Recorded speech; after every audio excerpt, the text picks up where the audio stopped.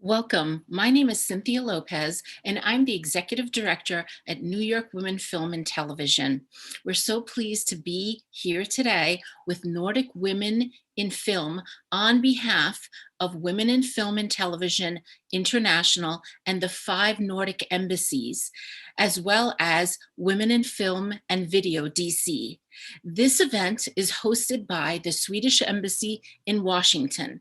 Please welcome Swedish Ambassador Karin Olofsdotter.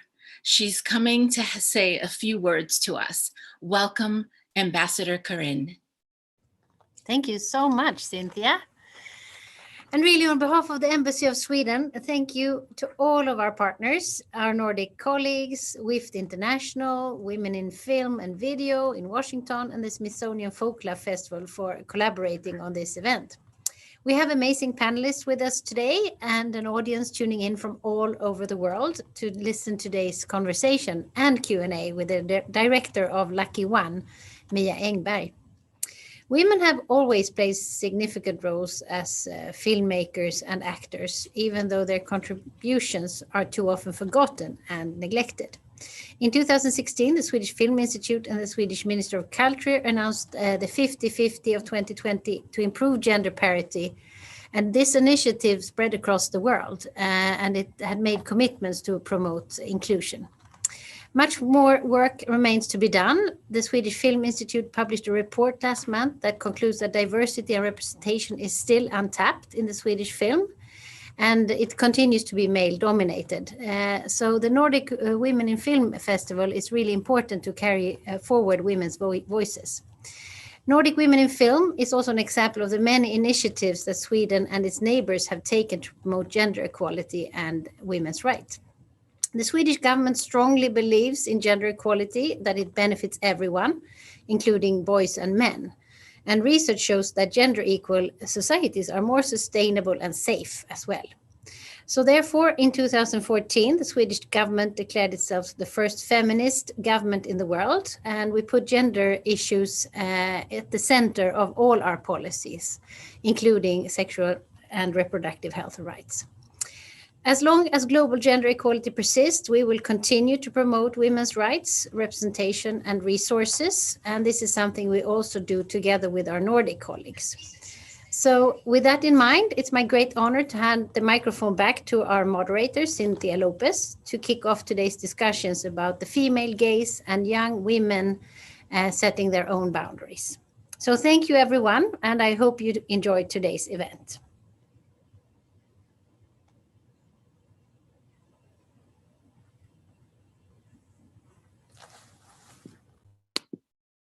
Thank you so much, Ambassador, and thank you so much for supporting Women in Film International and these types of events. I just want to take a moment and welcome our keynote speaker, Mia Engberg, to do our keynote address focused on her recent work, The Gaze, followed by a conversation with critically acclaimed Nordic filmmakers and American independent filmmakers. So welcome, Mia. Hi. Thank you. Thank you very much for inviting me here. I'm very proud to be doing this keynote, and I'm really looking forward to be part of this panel discussion with these really exciting filmmakers. Thank you also, Karin, for a very pep, as we say in Swedish, inspirational introduction. My name is Mia Engberg, and I'm a Swedish filmmaker, researcher, writer, and activist. I'm going to talk about the gaze in cinema, something that I've spent a lot of time to explore in my filmmaking and in my research. And I would actually like to share my screen with you to see if this works, to show you some images while I'm talking, so you don't have to stare at my face all the time. Can you see this? Yes. Yeah, thank you. I've been making films since the early 90s, mostly documentaries, but also short fiction. Oh, sorry, this doesn't work. Okay, 1 second.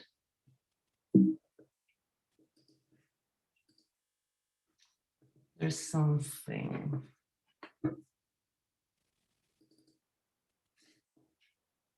Yes, sorry. Mostly documentaries, but also short fiction, experimental film, essay film, feminist porn, and feature-length fiction. 10 years ago, I was asked to take part in a competition where 10 artists and filmmakers were asked to make a short film with a mobile phone camera. This was a collaboration between Stockholm Film Festival and a big telephone company, and the films were all going to be published on the film festival website and on the official website of the phone company. At first, I was reluctant to take part since this was in a way a marketing event for this phone, and I don't do commercial films or advertisement. But then I gave it a second thought. And I thought that this could be a great way to make something visible on platforms that reach a lot of people that don't usually see my films. I decided to make a film about female sexuality. And I asked a number of women to film their faces while masturbating. These women were all my friends, and we did this in just a couple of days, and I was one of the participants. Everyone filmed herself, handed over the mobile phone camera to the next person, and then to the next person, and finally I put it all together, and it became this little short film that we called Come Together. It was not at all explicit or pornographic, since you could only see our faces. But in the same time, it was intimate, since we were all real and we did not act. The film was streamed at the film festival site and the phone company website, together with the other participants in the competition. We didn't win the competition, but this film was by far the film that got the most reactions and comments online. And here comes the point of this little story. Most of the comments were really aggressive and negative. They were all from men, and they said things like, "This is disgusting, I want to puke." Or, "These women are ugly, couldn't they at least have put on some makeup?" And I want to add here that the participants in the film were women in their 30s and the 40s, very good looking, like women are when they're having an orgasm. And I was puzzled about these reactions. I thought it was interesting that these men, or let me say us, the audience, were still not used to seeing women expressing sexuality on film without also acting to please the eye of the spectator. These women were pleasing themselves without trying to please the voyeuristic desire of the audience. And this was somehow very provoking. And this was only 10 years ago. It was not in the 50s or the 60s. And I felt surprised that we still hadn't come any further when it comes to the gaze on women on film. And I thought, perhaps these men need a bit of education. Perhaps we all need a bit of education to move forward when it comes to challenging the male gaze in cinema. So I decided to make Dirty Diaries, a collection of short films where I invited a number of female artists and filmmakers to make feminist porn, or to explore the idea of feminist porn, what it is and what it could be. We did this to deconstruct the male gaze and to picture female sexuality from within, to invent a new gaze or perhaps several new gazes. Can you still hear me? I'm just not sure that. Yes, we can, Mia. Thank you. I will go on. We did this to invent a new gaze, or perhaps several new gazes.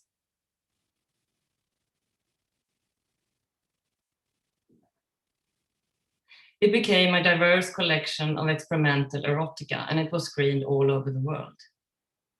During the process, we had a lot of discussions, and we talked about the gaze. How do we look at the female body, and how are we used to looking at the female body on film? How are we affected by the images that we have already seen in mainstream porn, in mainstream cinema, and in visual art in general, where there is a long, long history of men looking at women? Is it possible to make something new within an old and male-dominated genre as porn? I think the most important thing that we learn from this is that there is not one female gaze, but many. Women filmmakers and women spectators are not one kind. There are many female gazes, and I think it's not fruitful to try to put them all in one basket, or whatever you say in English. But I do think there is a dominant gaze in cinema, a normative gaze that we are all used to and affected by. And the work of deconstructing and challenging this gaze has just begun. Another thing that is crucial when it comes to the gaze in cinema is the question of method. Who is telling the stories that we look at in cinema, and how are they made? And here I would like to use a very famous quote by poet, writer, theorist, and activist Audre Lorde. "The master's tools will never dismantle the master's house."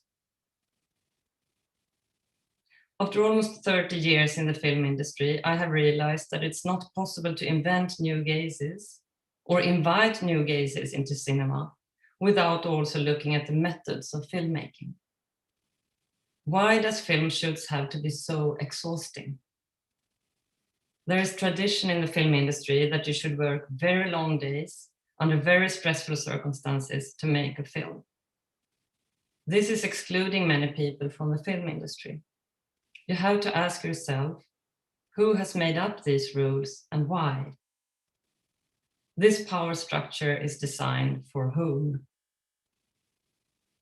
I quickly realized when I went into filmmaking that they were not designed for me. So I decided early on to explore new methods of making cinema that were sustainable for me and for everyone else in the team.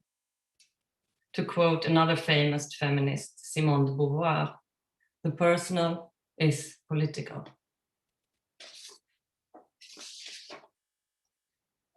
When I did the short film Selma and Sophie, we decided to put together an all-female team to create a work climate that was safe and comfortable for the young women who played themselves in this lesbian love story. Many of the team members were mothers and had small children at home, and some of us were single mothers. So we designed a work schedule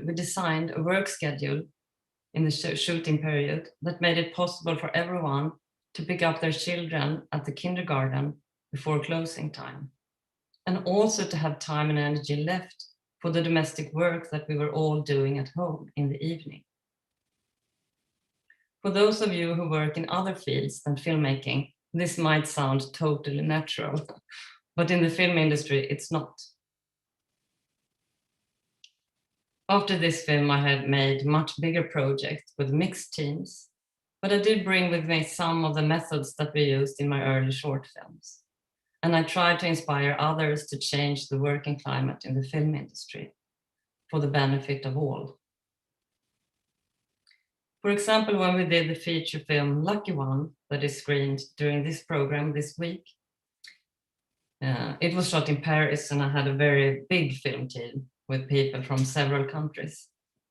But I still decided to work with alternative methods. We had short working days, never more than 8 hours, and we started every day with a guided meditation. Not only me and the actors, but the entire technical team together, sitting on the floor. We did this to try to find a common understanding of what we were doing, but also to find a deeper way of relating to each other. We had a non-hierarchical work structure where people helped each other instead of bossing around with the assistants in the old-fashioned cinema way. And I think this made us all more generous, creative, and innovative in our search for a new gaze. Last but not least, I would like to say something about the concept of quality, because I think this is also very important when it comes to the gaze. What is quality and who defines it? How come almost all the films competing in the main sections in the film festivals are still made by men? And the films made by women are selected for the smaller side sections. This is the film director Claire Denis, one of the most interesting filmmakers in France today, or I would say in the world today. She has made over 25 films, among others the masterpieces Beau Travail, Nanette Bonny, and Trouble Every Day. Her films have never, ever been in the main competition in the Cannes Film Festival, not even once. Her films are always selected to the small side sections. Why? You could argue that the films selected for the main competition for the Le Palme d'Or are simply better or more important.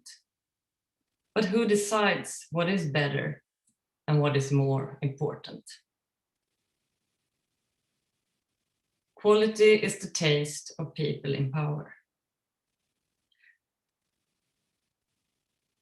It is very hard to argue with the concept of quality, but I think to create a more diverse film industry and to open up for new gaze, we have to question the old truths of cinema and expand our idea of what cinema is and what it could be.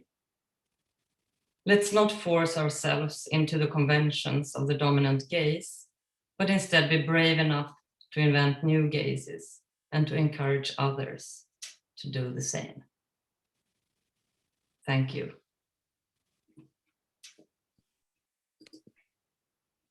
Thank you so much, Mia, for your insights about your recent work. And I have to say, I attended a school here in New York called Hunter College, and it's part of the City University of New York. And I attended during the time where Audre Lorde was a professor in our arts department, our communications department.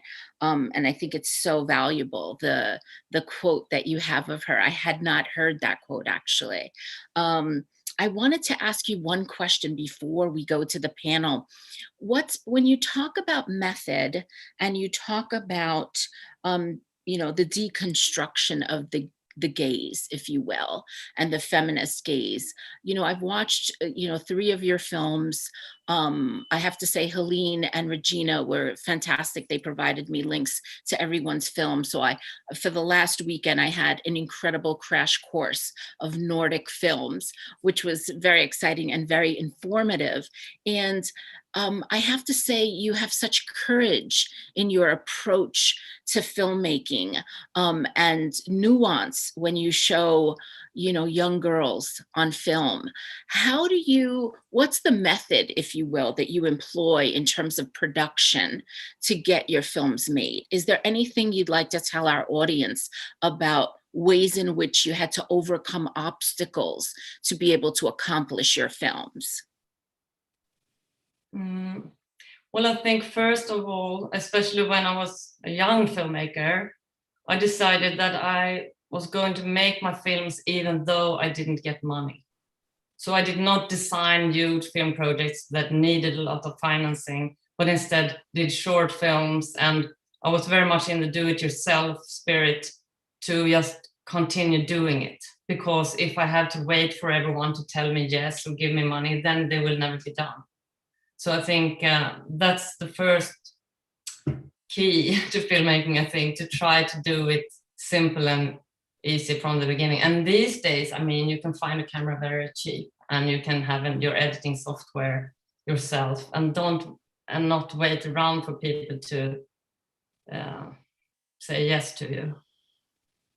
And second question, just in terms of your family and how you're able to integrate your work and your family, meaning children, into this process of production. Could you talk to us a little bit about that? Well, I think, first of all, I think Sweden and perhaps the Nordic countries is different from the USA. I have filmmaker friends in San Francisco. They were like, when I was getting my first child, they were like, are you crazy? You have to stop filmmaking, you have to stop everything. But I mean, we have very good childcare here. I think it's easier to be a working mother in Sweden than it is in the US. But I also think that you have to, I think the key is also there to go with a little less money. Mm-hmm. So maybe your kids cannot have the most expensive clothes, but you have time with them instead of working very hard to make money. Well, I never made money on my films, actually, still. Mm-hmm. Now, if there is one thing you'd like to tell an American audience about filmmaking, you know, in your region, and the challenges that one has to overcome as a woman director, what might be that one piece of advice? Oh, could you ask me that again? Advice to? To say an American audience of women filmmakers, what would be one piece of advice from your region to our region of the world in making films? Is there anything that comes to mind? Yeah, I think organize and go together and support each other. I mean, I come from old-fashioned feminist activism, and I think sisterhood and sticking together and supporting each other is very important. Well, thank you so much, Mia. I know that you'll join. Thank you so much for the keynote presentation, and we will have you join the rest of the panel. So I would like to take this moment to invite the Finnish director, Selma Vilhunen, the Sapmí director, Suvi Vest, and the American director, Michele Stephenson. Welcome, and please all put on your cameras for the conversation that we are about to have. Are you all here with us? Great. So let's start off. I have so many questions for all of you. So I would like to go, you know, as we say in America, lightning speed, and see if we can just push forward this conversation. So first, I will invite everyone in the audience, please, for full descriptions of these women, these critically acclaimed filmmakers' work, please go to the WIFT.org website, and there are full descriptions of the work that they have been engaged in for the last several years. But I would like to take this opportunity and do a round robin, and maybe we will start with Selma. And if you could just describe yourself and describe your work. And I hate to ask this, but try to do it in a sentence. If you had one sentence at a cocktail party that you could sort of impart to somebody about what you do, what would it be? Thank you, Cynthia and Mia. Hello, everybody. I am a filmmaker from Helsinki, Finland. I'm 44 now, and I've been making films pretty much all my adult life, both documentary films and fiction films. And I'm just a filmmaker to the core. Yeah. That's it. I'm also a company owner now. For 10 years, I have been a member in a production company here in Helsinki. We are 5 women that own a production company called Tuffi Films. Thank you and welcome. Suvi, would you like to again give us your one-liner of who you are and the type of work that you've been engaged in? Thank you, Cynthia, and hello, everybody. Yes, I'm Suvi Vest, and I'm also filmmaker. I'm indigenous Sapmí, and I don't know what else to tell. Most of my stories are related to the Sapmí issues, and I look the world from that point of view. So I don't see them as a Sapmí films, but that's just where I locate my stories many times. And could you, again, for an American audience that might not be familiar with the Sapmí culture and region, could you tell us a little bit about? Yes. Yeah, we are indigenous people, and we are located in 4 countries, also known as a Lapland, if you know that. So we're living top of the Finland and top of the Sweden and Norway, and also in Russian side. So we are one nation in area of 4 countries. Completely understood. Thank you, and welcome, Suvi. Michele, you and I have a long relationship of working together. Michele, could you introduce yourself and the work that you've been engaged in for many years? Sure. My name is Michele. Thank you for having me. I'm based here in Brooklyn on the unceded territory of the Lenape people. And I'm originally actually from the Caribbean, grew up in North America. I see myself as a storyteller, but also a mother, an artist. But I think my storytelling is very much anchored in the racial justice lens, but looking at how through storytelling we can heal and create and build community. Welcome, Michele. And Mia, I know that while we've listened to your keynote, I would love for you as well to give your one-liner of how you would introduce yourself and your work. I'm a filmmaker. I'm 50 years old. I've been making films for almost 30 years now. I started out as a trashy punk rocker making very small and cheap films, and now I make bigger films, documentaries and fiction. And I'm also a teacher and a writer and a researcher. Welcome. So, I will take the opportunity just for 2 seconds to say I am the executive director at New York Women Film and Television, but I too have a long trajectory with documentary films specifically.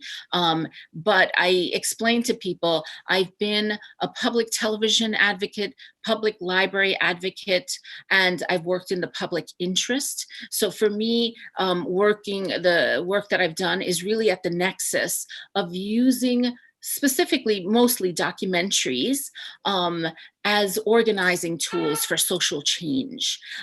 So that's kind of what I've been about, and definitely have been doing stuff for a little over 30 years. Every time I say it, I kind of stammer a little bit because I can't believe it's that long. But let's go into, from my perspective, each of you have had such a trajectory with your work. So maybe we could start with Mia. If you look at all of your films, I know it's really difficult to pick, your favorite child, but of everything that you've worked on, what do you consider like one of the favorite films that you've produced, and why?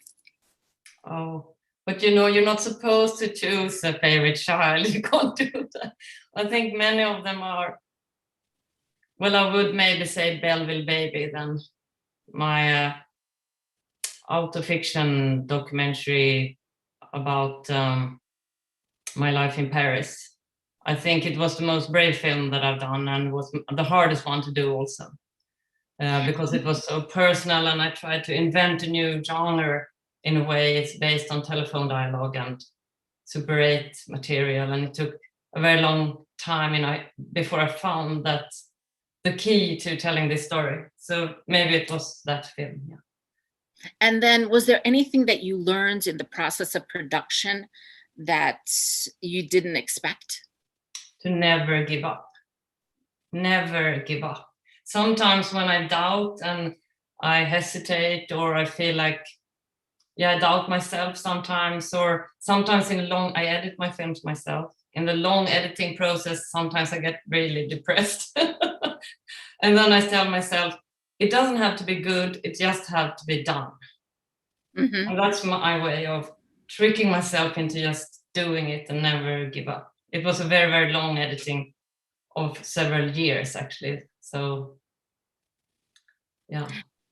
And Selma, so I'll switch the question a little bit. I know that's unfair to say favorite child. So of all the productions you've been involved with, tell us about one that was the most intriguing in terms of your process of production, and what did you learn from doing that particular film? I guess I would choose to talk about Hobby Horse Revolution. I have the poster on my wall. I don't have other posters of my other films, but this film happens to be something that I kind of realized in some point editing that film, that this is a film that I need for myself to, like, it's something I need to be watching from time to time as well.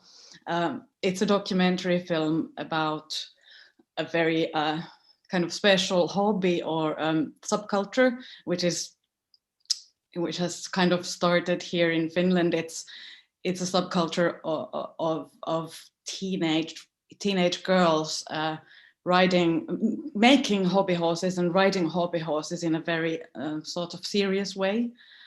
They compete, and it's a subculture of 10,000 young girls in Finland, and since the years that I made the film, it has kind of expanded to outside of Finland as well. So Sweden has a community, and even the United States has a community of these people. And it's not only girls, it's also other people, but mostly young girls. So I made a documentary of this phenomenon, and it was a really special journey for me. I really loved those kids that I was working with, and yeah. Is there one thing that you learned that you felt like, I didn't expect that? Making that film, I kind of, having learned from my previous documentary some kind of a lesson, I told myself, making this film, that I will not push too much, that I will try to let my protagonists and the community define themselves for themselves, and I will not try to push too much with my plans and with my own kind of scenarios that I have and my hypothesis or something like that. But I will rather just allow the community to define itself for me, and that paid off. But it wasn't always easy. Like, I had to tell myself to kind of back off and take it easy and take it slow, but it was worth it. The protagonists then kind of, I think they kind of, in return, they gave me, in the end, they gave me much more than I ever expected, as a kind of gift for being patient, I think.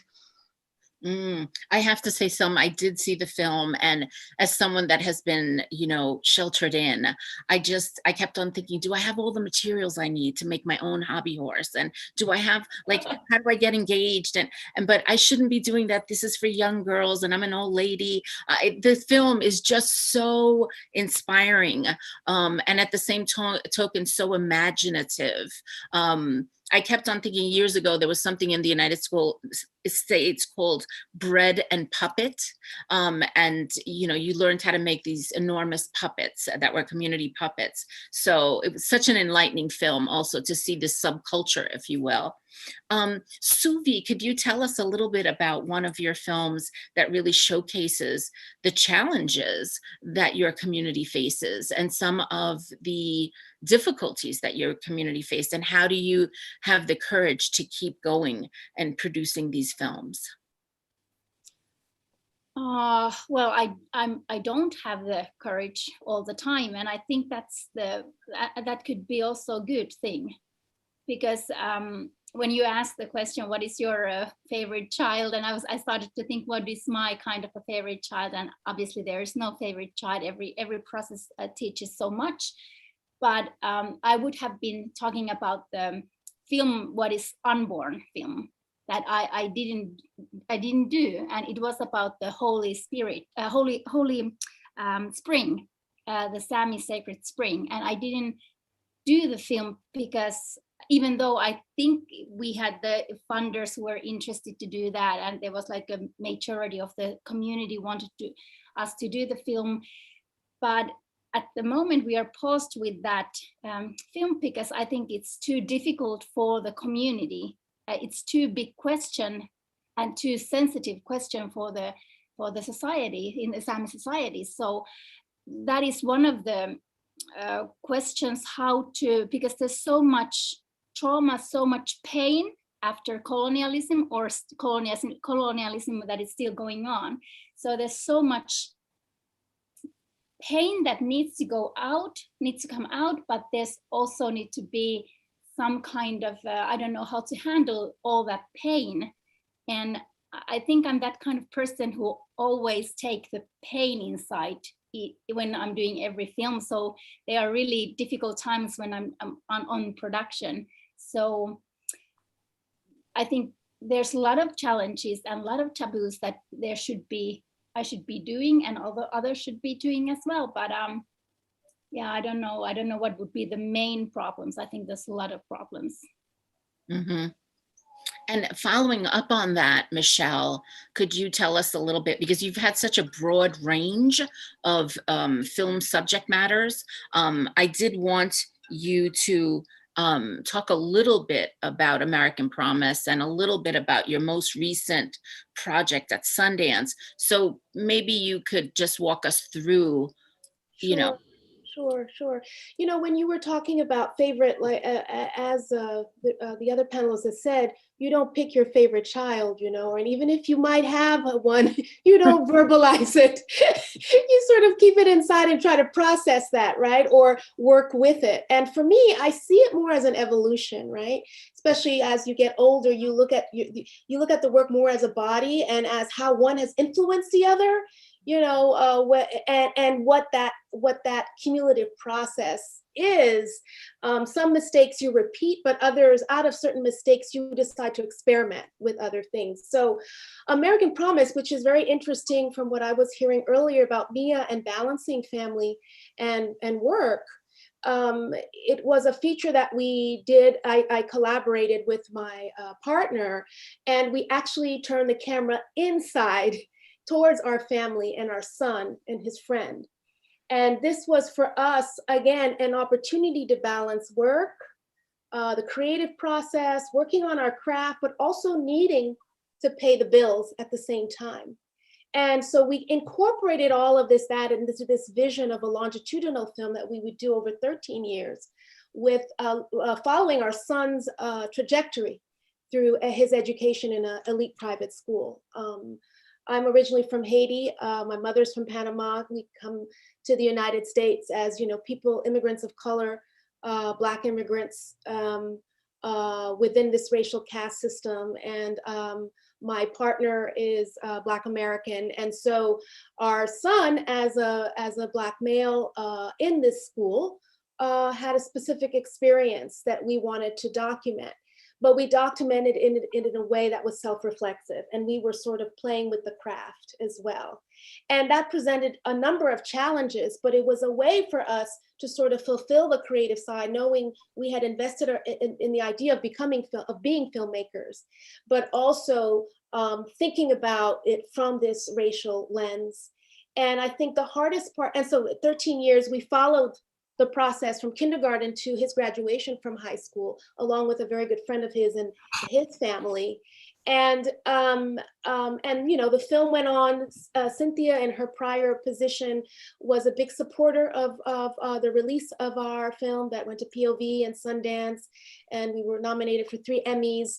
The film also had a very huge community engagement part that was specifically, again, this is another thing that I think is important in terms of thinking about not just an alternative lens or creating new lenses, but thinking about who is our audience and how do we build our audience? How do we build community, knowing that if I'm interested in the subject matter, I know there are like-minded people like me, not just the subject matter, but how I'm telling the story. If I'm my first audience, I know there are others out there also, and how do I nourish that, right?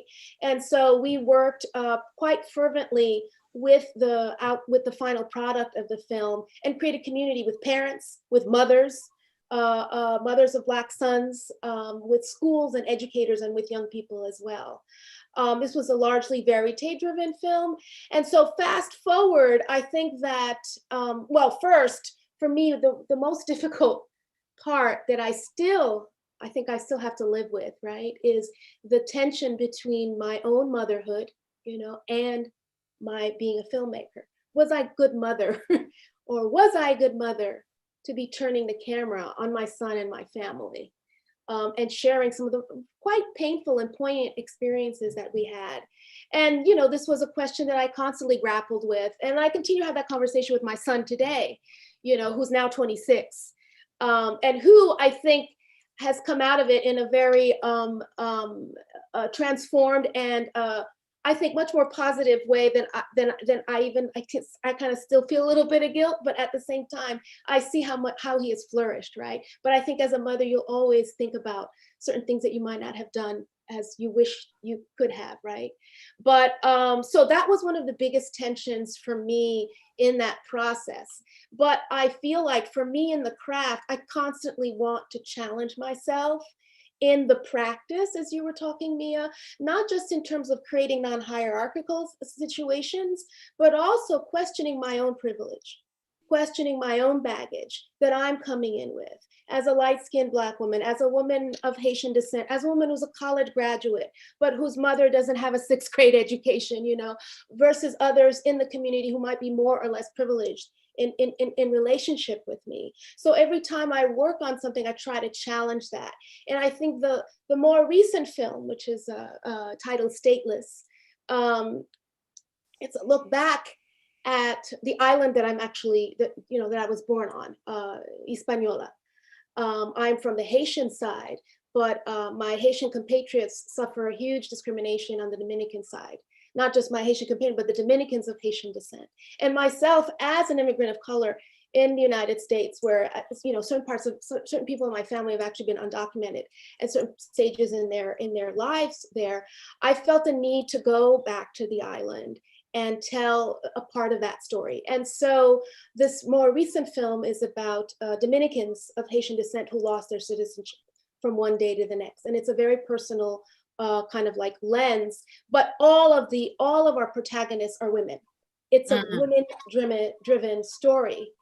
And the way I kind of challenge myself, and I'm going to stop there because I think I'm talking too much, sorry, is I decided when I went there, it's one thing to experience sort of racism on one side where you feel like you're definitely from a marginalized situation. But when you go to the island, not only are you coming from America, right? But you're coming with this light-skinned privilege that gives you certain access to certain spaces that my own Haitian compatriots don't have, right? And so I leaned into that, and I spent time with the right-wing nationalist group in the Dominican Republic. And I think that was one of the toughest things for me to do. I kind of went undercover. Many of them still don't know that I have Haitian roots. And I spent 2 years listening to, very visceral speeches of hatred from a woman, because I wanted the protagonist to be a woman who in some ways could be my aunt quite easily, or my cousin, or someone that we complicate in terms of understanding how hatred sometimes is spewed and how it is articulated. So anyway, so that was one of the biggest challenges that I found really quite difficult, but that I decided to put myself in that uncomfortable space. Well, this is an excellent segue to my next question, which is, from my perspective, all the films that I watched, all the Nordic films as well, Michele, as your films, I believe they create a certain empathy as an audience member. They create empathy in a certain way. I was saying to Mia yesterday in a brief conversation that I just absolutely loved, in her first film and her second film, the man never redeems himself. Right. He never changes to be better in a certain way. He is who he is. In Selma's film, I have to say, the young pregnant girl, you know, she wants to be hopeful. She wants to move on. And then you see the young boy when he's at the hospital and he's trying to be there. But as soon as he thinks that the baby has died, you know, like he has to leave. He can't explain, I feel pain, I can't help you, I have to go. But that's how men are and boys are. They just go. When they are really uncomfortable, sometimes they can't articulate, I can't be here right now. And they just leave. And for women, that's so painful. So I think with all the Nordic directors as well as, and Suvi, I had, you know, I have to say the beauty of some of your films was breathtaking to see the challenges of the community as well as the protagonists. But the question I had was, how do you, when you have female protagonists, what is it that you employ to select your protagonist? And how do you decide, yes, I should pursue this? And maybe Mia, I know, if we could start with you. Yeah, in Lucky One, we work with this father and daughter relationship. And it's a Swedish production, but since it takes place in Paris, I worked with a French casting agent and half of the team was French. And we were looking for the daughter, which is played by Lorette Nysam. And we were working with a casting agent who's a very, very good child casting agent, specialized in children and young people. And all the girls that came to the auditions, they were very talented, but they were, how can I say, very formed already by the French film industry, which I would say is a very, very sexist place to be. And France is also a place where they are sexualizing very young girls with an objectifying male gaze, which I, as a Swede, is not at all comfortable or familiar with. So I felt not sometimes I had to tell the girls to please get a little bit more dressed when we were doing auditions, because they thought that I wanted to see a lot of skin, and they were 12 and 13 years old. It was painful. They came with full makeup, high heel shoes, walking like they were on a catwalk, and I felt it was painful for me. And I think with my French team, they didn't know what I was after. They were trying to find dolls or angels or something, and I just wanted something true in the girl, something that was a little bit more street, and there was also a little bit a mirror of the father in a way, a stubborn little girl that could, you know, fight for herself. And then finally we found Lorette in the street. She was in a street dance group, and my assistant Margot Guimard just ran after her and said, "Hey, do you want to be in a film?" So I thought, yeah, I think there are conventions in the cinema industry when it comes to girl in fiction, girls. And I think it's very, very important. I have a daughter, and I mean, for young women, that we try to sort of change these models of angels and dolls and sex objects. I think it's very, very important. Yeah. Totally agree. Selma, do you want to talk to us a little bit about your selection of, you know, female characters and young girls? Yes, in my debut fiction feature, Little Wing, the main character is a 12-year-old girl. And I also worked with a casting agent who is kind of specialized in casting children, and she was really good. And we auditioned quite a lot of girls, but she kind of had in mind already Linnea Skog, whom she had auditioned before, but there just hadn't been any just right role for her yet. But then Linnea came to our audition for this film, and she really did stand out.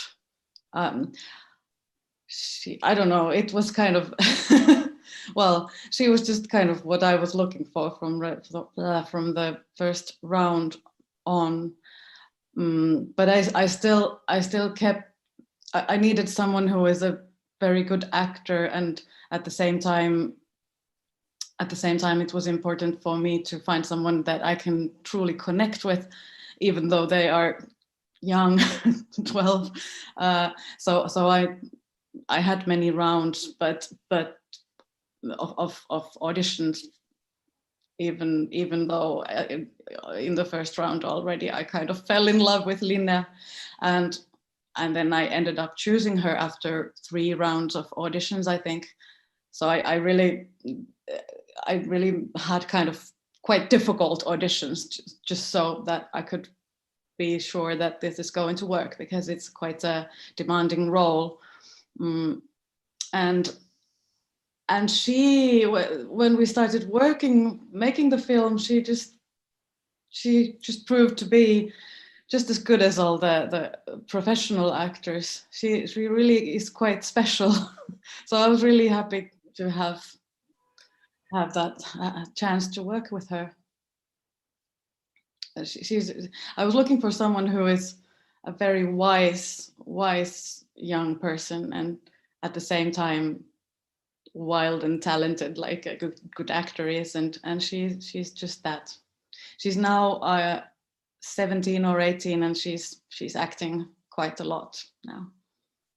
I love the scenes of her when she first meets her father. They were pretty incredible, and she's in his studio, because it's just like it was fabulous. It's just all throughout. She was such a hero to me too, in terms of how she was the parent, she was the child, so many things, multifaceted for sure. Suvi, tell us about how you select your main characters and how you get them to agree to be in your films. Well, my latest film, Vietnam Our Silent Struggle, there's no like this traditional protagonist or main characters, because there are maybe 4.5 protagonists, and maybe the main character is the nation, not anyone, and it's kind of maybe challenging the rules of storytelling. But I didn't, and they are all women, 4.5, so 4 of them are women, and then there's this half guy kind of a person. So I think I didn't think that I wanna have women characters. It was more like I was looking for these cases and following the cases, political cases, and they led to these women.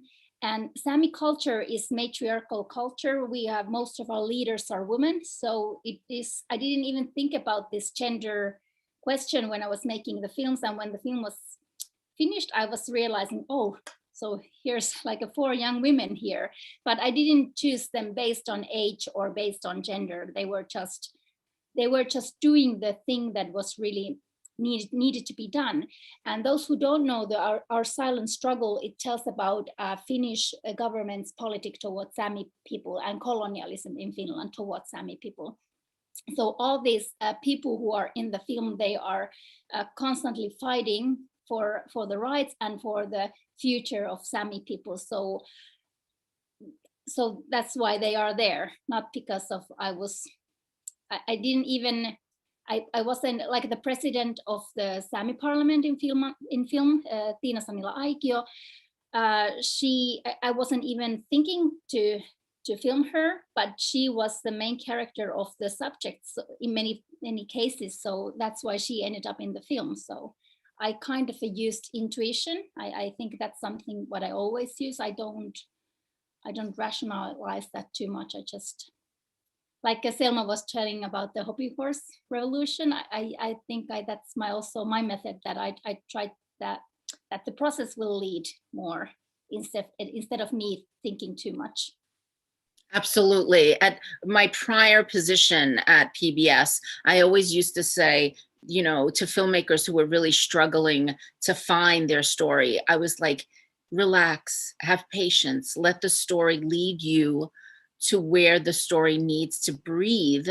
Because sometimes, I can say this as an American, we're so caught up on, we've got to get this and we've got to teach this lesson and we have to do this. And I can't tell you how many times I've been in production and I was trying to go after this and I wasn't paying attention to that.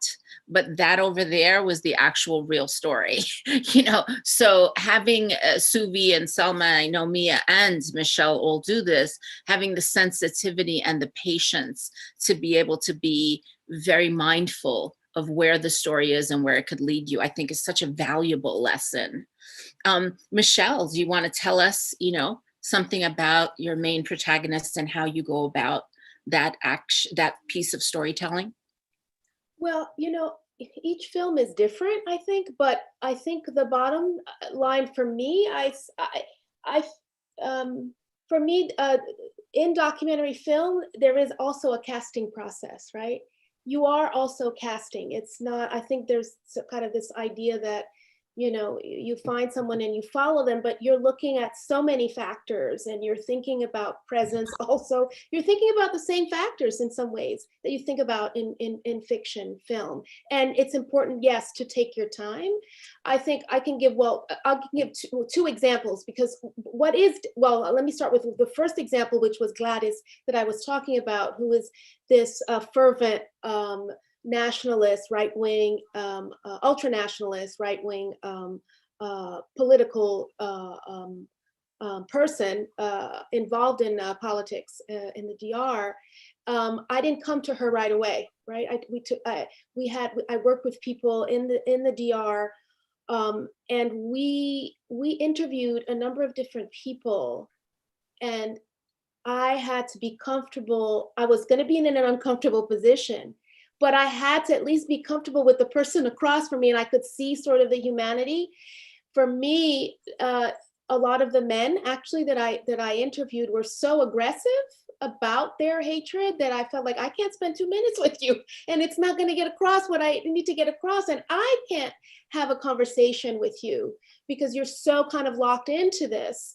And so initially I thought it was, you know, but then we fell upon Gladys, who is this very pleasant person who in some ways, you know, I connected with on other levels, right? That allowed me through this casting process to say, okay, I can spend about 2 years with you. In spite of all of this stuff that really kind of hit me hard, I had to go through a lot of sort of processes after spending time with her in terms of what she stood for. But as in terms of the conversation and the full person that she was, there was a lot more nuance. And that took time. That took time, and we weren't rushed for it. And the other side of the coin also, which is on the side of more of collaborative process, and I think Selma may kind of alluded to that. The main protagonist in this film, her name is Rosa Iris, and Rosa, we had such a collaborative process that at the end she was guiding me to people. She was guiding me to people that she thought would be wonderful, you know, collaborators, or whose stories could be told within the larger context of this story. And it's because we built a level of trust where she was actually our eyes and ears too. And I felt that that was sort of quite liberating in terms of creatively, but also having an exchange with someone who was also out there thinking about, you know, how can we tell this story in this way? And so she brought in other participants who were part of the film. Totally. You know, again, all of you following the story, letting the story unfold, letting the context unfold. Let's talk a little bit about, and, you know, again, your comfort level of, you know, what has been the range of years from the inception of the idea to getting into a festival or some kind of distribution. I've done these big keynote speeches where I say, you know, the average documentary that's been on POV, on PBS takes 12 years. And people are like, 12 years? Are you insane? And my commercial friends are like, I could never spends, 12 years on a project or 4 years on a project. Could you tell us a little bit about the range of how long something has taken in terms of one of your films, or in general your films? And the second part of this, the range of budgets. I have to say, again, for myself, produced very low end stuff, quote unquote, low budget, not low end cinematically, low budget economically, to stuff that, there are documentaries that I've worked on at PBS that are over $1 million, right? So that there's been a range from 25,000 to $1 million. If each of you could allude to time, how long it took, to the range of time, and the second, sort of a range of budget, if you're comfortable. Let's go to Mia. It's so hard to start every time, because sometimes you want to comment on something that someone else said. But okay, I start. I think I made a lot of short films, And also because when I was young, I was very impatient. I didn't have the patience to go through like a long financing process. And so I did shorts. Many of my short films I did with zero budget. But they still made it to be broadcasted on public television. I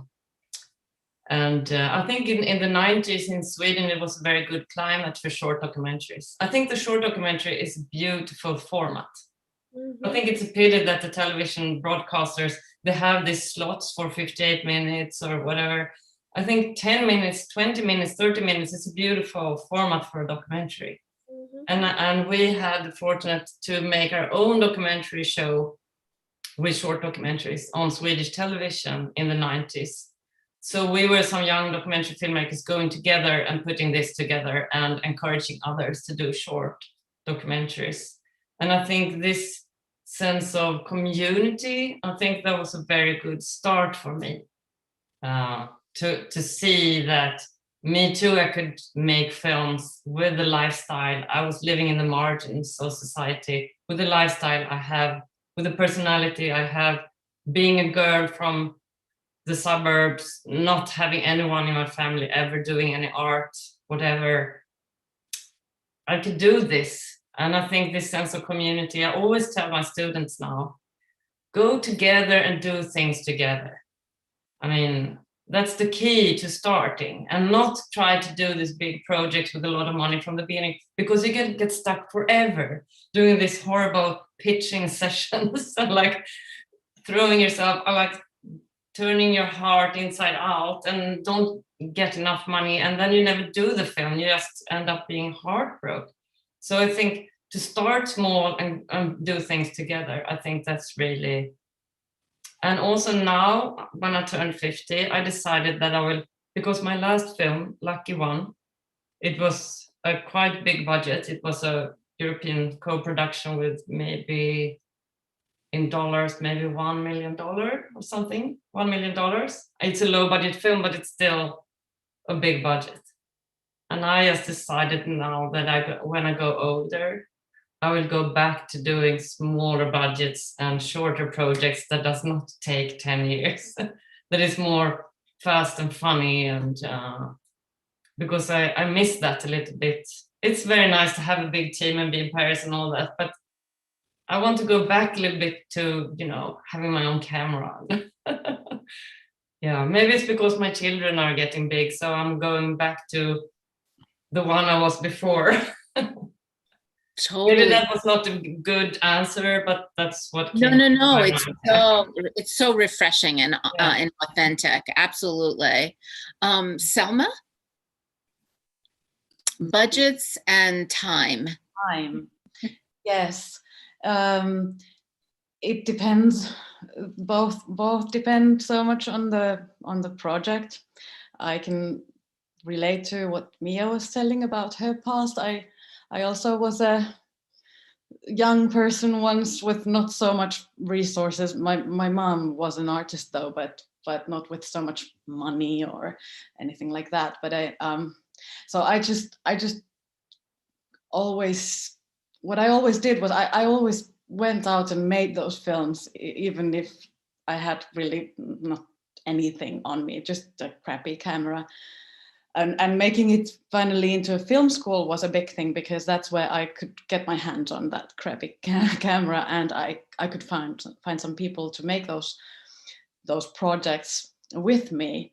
And as soon as that happened, I just started to make films. So I have made a number of films, both short fictions and short documentaries. And those films of mine, they were also quite many of them. They were then broadcasted on national TV. So they were kind of real films, but they were very low budget and fairly quick projects. But then I have been making films that have taken a longer time.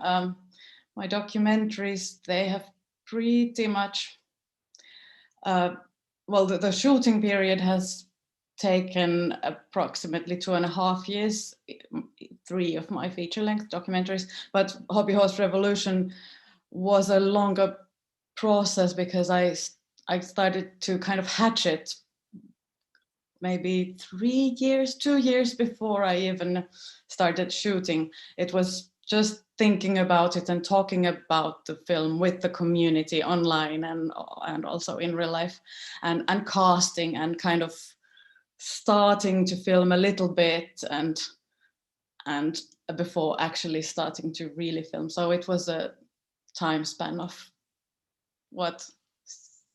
5 years, maybe, the whole process.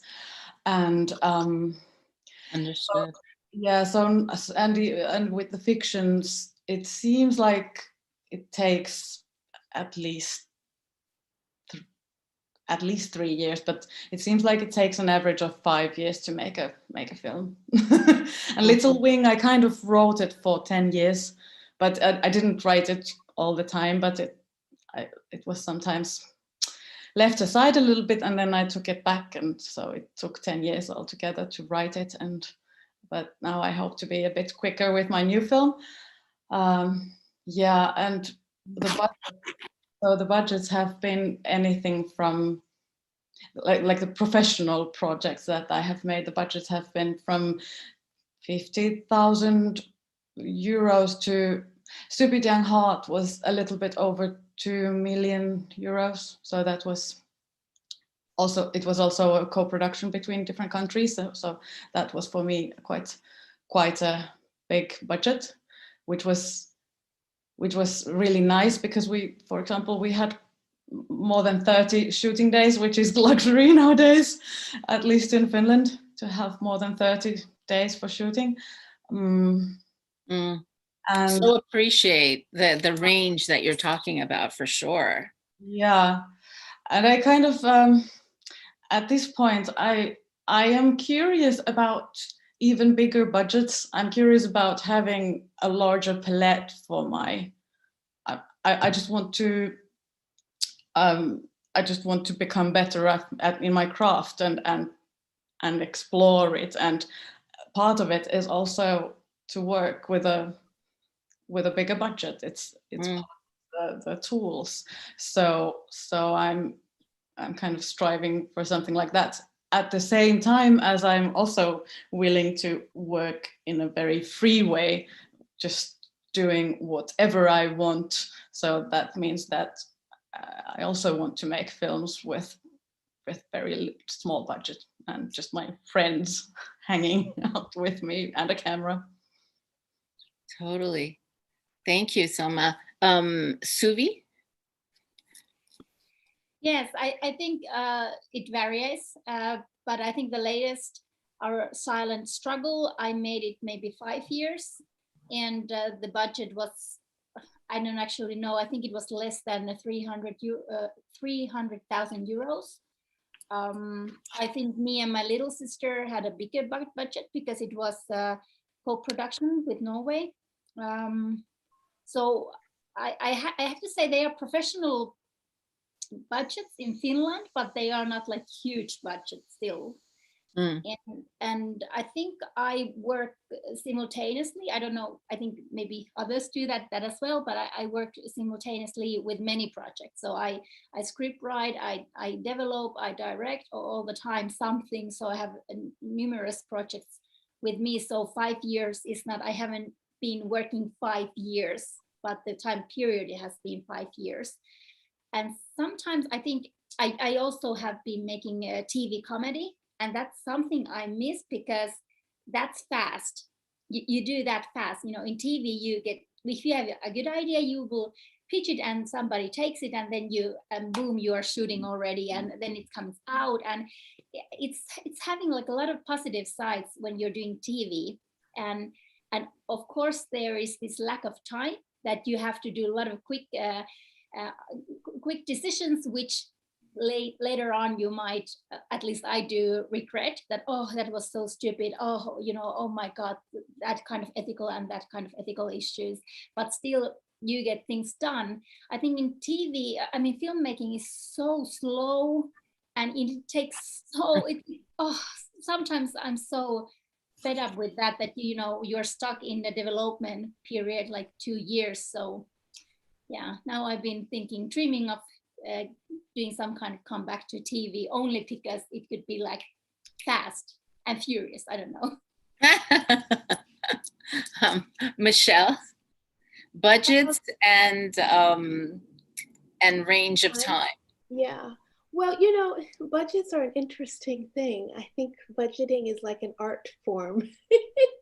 You know, it's a certain, it's a certain budget now. It's another budget 5 years from now in terms of the cost. I mean, I said I have there's so much range in terms of what I've worked with. I've worked from nothing also to more substantial, but nothing, you know, that's been ever over the $1 million mark. It's been these gradual sort of, and this is about the independent sort of ground up stuff that I've developed with my partner. We've developed from the ground up, because we have commissioned work, a lot of shorts.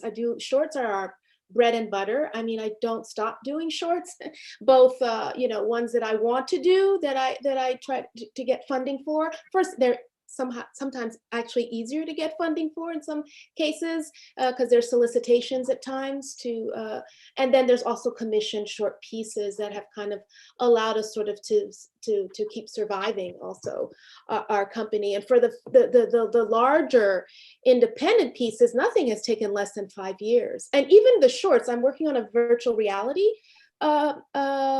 project. And we started with that's why I say budgets are like a flexible sort of, they're a bit like, they're, I don't know how to call it, like a chimera sort of, depending on where you're at, when you're at. You know, this particular virtual reality project was first, had a 17-page script. And we had a specific budget for it, and we weren't getting funding, because the other side of it is you take your time because you want to see the story, but also you're intentional about the story you want to tell, right? And you have a vision and you have a belief that this story needs to be told the way it's going to be told. I could get more funding if I change my story, you know, to please, you know, and then I could get the budget, right? But the question is, I'm going to take the time, and this is an example. This piece is called The Changing Same, where it's taken us 5 years. And it's supposed to be it was supposed to be a 17-minute piece. But then we decide, okay, we have enough money to do a prototype. Why don't we make this episodic? Let's rewrite the script and make it into a first episode of a trilogy, complete our vision there, and then see if we can get more funding. And what's interesting about this, it has to do with racial terror. It's a magical realist time travel through racial terror in America. But before the uprising, right, nobody wanted to touch it, right? It was not part of the zeitgeist in the same way for certain communities, right? But after uprising, suddenly you're, you know, the best candy in the candy store. So, and we have to take advantage of it, right? So we got into Sundance with this first episode, and now we're pushing it. And we're going to work the budget so we can get episode 2 and 3 done. I think total, it's going to be a pretty significant budget. Virtual reality is, it costs more than I expected going. This is our first virtual reality immersive media piece. So, and right now I'm working on a bio documentary on the poet, Nikki Giovanni, who was a prominent poet in the Black arts movement in the late 60s. And it's our first sort of deep dive into archival. And I think this is going to be the biggest budget project that I've been involved in, which is probably going to be around the $900K 900,000 US first, and mostly because of the archival. But this is 5 years in the making. I met, I remember my first trip going to meet Nikki Giovanni and her partner, Ginny, in Virginia. And you know, she never says no, she says, so let's do it. This was back in 2015. But you know, she gave me a glass of champagne down there and we partied, and we're on this journey for 5 years. She actually thinks, and this is wonderful, but she says when we go out and she performs and all of that, and we're there with the camera crew, says, these folks are waiting for me to die to make their film. Which is not the case. It's just that we're still raising money. The money for it. Oh my goodness. So well, thank you. Thank you so much for sharing budgets and how long it takes. I have to say, you know, the famous quote of, you know, a rapper who used to say, I don't know how my mother used to take and make $1 out of 15 cents. And I just feel like every filmmaker I've ever met, that's their specialty, of taking and making $1 of 15 cents and doing the best that they can in the process.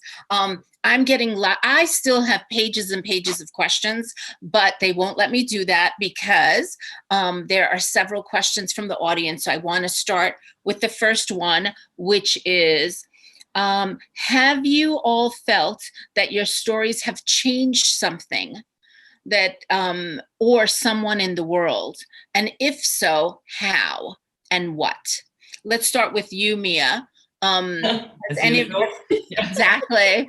Has any of your films you felt changed something, or someone that has watched the film? Yeah, I'll try to keep this short, but I want to say when I started filmmaking, I was so sure that I was going to change the world and that my films were going to change the world. But the older I get, I'm not so sure anymore. Really, I don't know what films can do. I mean, we can always, I mean, art and culture does change the world, but it's hard to say a single project. But then I would say when I made Dirty Diaries, the feminist porn collection, it became such a huge international success. It went to all festivals all over the world. And I think we were in a point at in the feminist movement where we went from anti-porn, war between the sexes, into something more queer, open, sex-friendly. And I think this film came just when that happened. So I think we were part of something that was changing the world, I think, even though it was maybe not this specific film, but it was right in the good time in history, I think, in feminist history. Yeah. Selma? I also don't believe that my films necessarily change anyone or anything, but what I hope to do is to create spaces where people can, where they can take a little moment to just meet with themselves, maybe, or maybe with me in that dark space, in those moments that the film lasts, and maybe something happens, but I don't know what it is. But I hope to create that space for something to happen or not happen. And yeah, I had a thought, but it's late. I lost my thought. I'm sorry if I interrupted. And Selma, continue your thought. Yeah, that I guess that was it. Creating spaces. I don't know what happens then. I see. Suvi, in terms of changing people's in the world in some way, having an impact, your films having an impact in some way. Yeah, I'm not sure if I believe that one film could change the world or could change a person, but I have still got so much feedback that had said that that's been happening. Like when I made Me and My Little Sister, I had one goal, and that was that I want that even if one person says that after this film, I don't think anymore that homosexuality is a sin, And during the film process, I understood that I cannot change anybody's point of view or attitude, because it's not a, you don't do that with the facts or whatever. But when the film was screened in Wiley, in Finnish Broadcasting Corporation, I got exactly this kind of message, that I saw your film and I used to thought that sexuality was a sin, and I don't think that anymore because of your film. And I have got that kind of messages also with other films that I have made, and I'm so humble because having those messages, and that's also the fact why I'm doing my job. And these processes, like Me and My Little Sister or Our Silent Struggle, they are been difficult processes for me. I feel like me as a Suvi, I never chose those projects. I didn't ever wanted to actually tell those projects, but I felt that I have to do those things, even if I don't tell them, they will eat inside of me in a way. So it's kind of a burden still, because I wish that I could have this moment where I could also do something that is lighter, something that arises inside of me, maybe, but are like something for me, it not arises from the needs of the community or society. So yes and no, because I also know that this Our Silent Struggle, there are being a lot of people who are saying that this helps their job as activists or politicians, and I hope that this film can help them. So it could be like one tool more to in this fight for our existence, but it's not the only tool. It's not the only hero. There is no hero's journey. There is nothing like that. Nobody is actually a savior, but we could, if we have many enough, we could be together that. So maybe my films have been helping in a bigger group, or yeah. And Michele? Yeah, I want to expand a little bit on what Suvi said. I think there are a couple of levels to this for me, right? One is, in some ways, it's actually in some ways a very selfish journey, in the sense that what I'm doing is healing me. What I'm engaging in, what I'm seeking to unpack, is connected to my community, but is very much a part of me and has affected me a certain way. And so the process of telling stories and of figuring out how to tell stories in a way that are complicated and resonate for me is healing me. So I'm the first person that's being transformed, right? That's being changed. And that's what I can control the most, right? So I control the practice, I control how I tell the story, and that's where the independence lies, and that's where the transformation happens. And hopefully there's a ripple effect to the larger community, from my son to my partner to my friends, and my, maybe they don't have to deal with my anger in the same way, or they see a part of me in that. Now that's kind of like the microcosm of it. Then if you go a little further, it's like my relationships. I'm engaging in very, sort of engaged and intentional relationships with all of the collaborators I work with, from the people I hire and how I work with them. And I'm hoping that I'm changing, or they're changing me and I'm changing them. It's part of that, we're part of this ecosystem, right? So at that level, that is something that I certainly have a control over, and that together, if we're working in a creative process, we come out with a product that's sort of an expression of all of us in that way.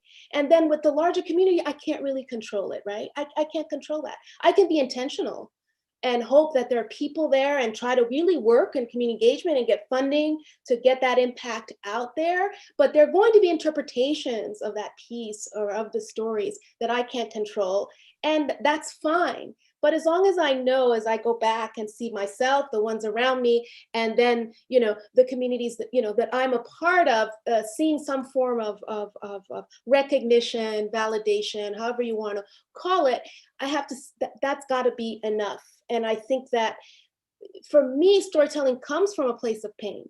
it comes from a place. I think a lot of art comes from that, from our personal space of our lived experience. And part of the artistic expression is releasing that pain through that, and sometimes dealing with it and struggling with it. And I think that that's where, you know, sort of the transformation happens.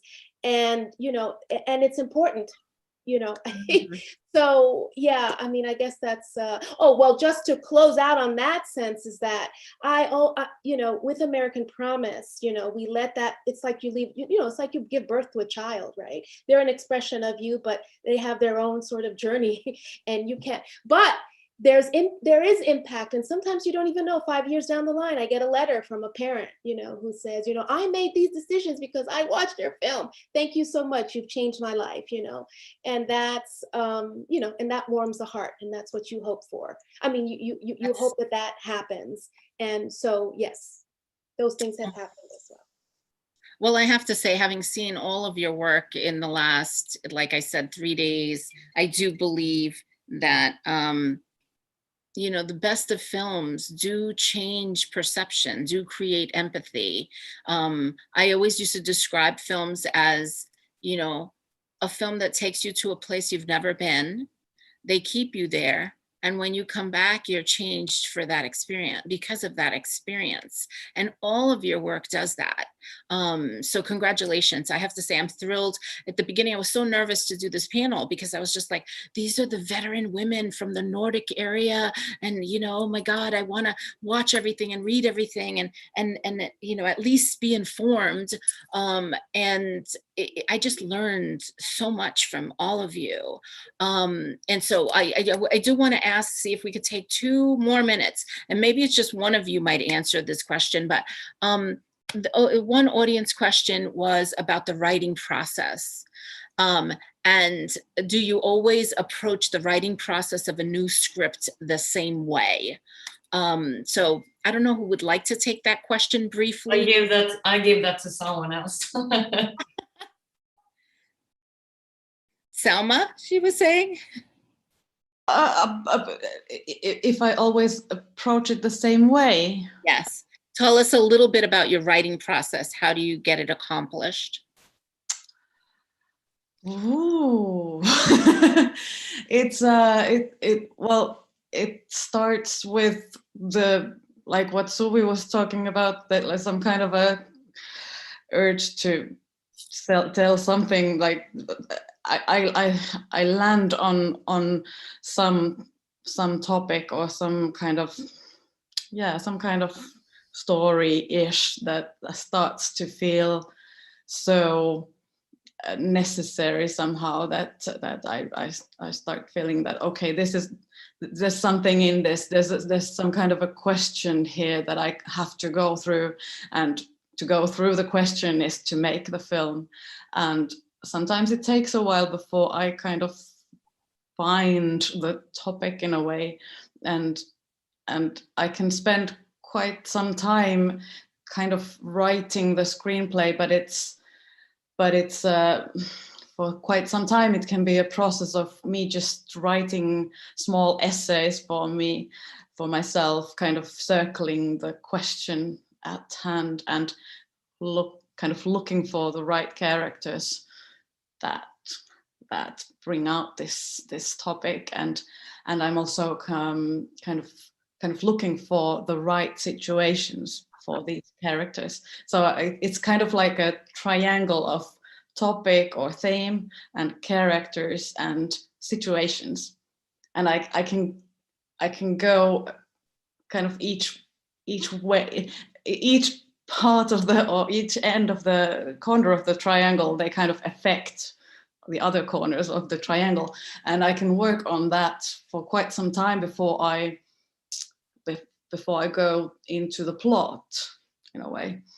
It's an interesting process, and then when I do have the plot, I still keep going back and forth to the triangle, in a way. So the theme is being crystallized as I work through the script, and that goes on all the way to the production of the film.